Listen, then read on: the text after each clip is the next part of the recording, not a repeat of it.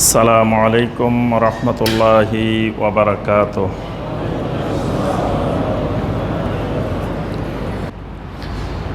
দুই নম্বরে বড় ধরনের জুলুম হলো মানউ আজরিল আজির। কোনো লোককে দিয়ে কোনো কাজ করালাম, শ্রমটা দিলাম ঠিক মতো, কিন্তু তার পাওনাটা সঠিকভাবে দিলাম না, এটাও বড় ধরনের জুলুম। আল্লাহ পাক কিয়ামতের ময়দানে কিছু মানুষের বিরুদ্ধে আল্লাহ নিজে বাদী হয়ে আল্লাহ পাক বিচার চাইবেন। মানে ওই বিবাদী বাদী হওয়া লাগবে না। সালাসাতুন খাসিমুহুম ইয়াউমাল কিয়ামা, আল্লাহ পাক নিজে কিয়ামতের ময়দানে এদের পক্ষ অবলম্বন করে ঝগড়া করবেন। সুবহানাল্লাহ।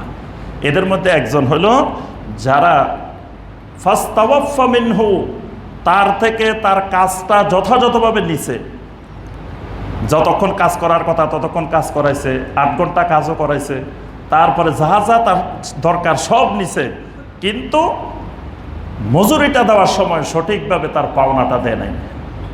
এই যে লোকটাকে দেয় নাই, মাজলুম, যেটা তার প্রতি জুলুম করা হয়েছে, এই মাজলুমের পক্ষে আল্লাহ পাক কিয়ামতের দিন নিজেই ঝগড়া করবেন। তাহলে যার বিরুদ্ধে আল্লাহ ঝগড়া করবেন তার অবস্থা কিয়ামতের ময়দানে কি হবে, ওই জালেমের পরিণতি কি হবে, এটাও বড় ধরনের একটা জুলুম।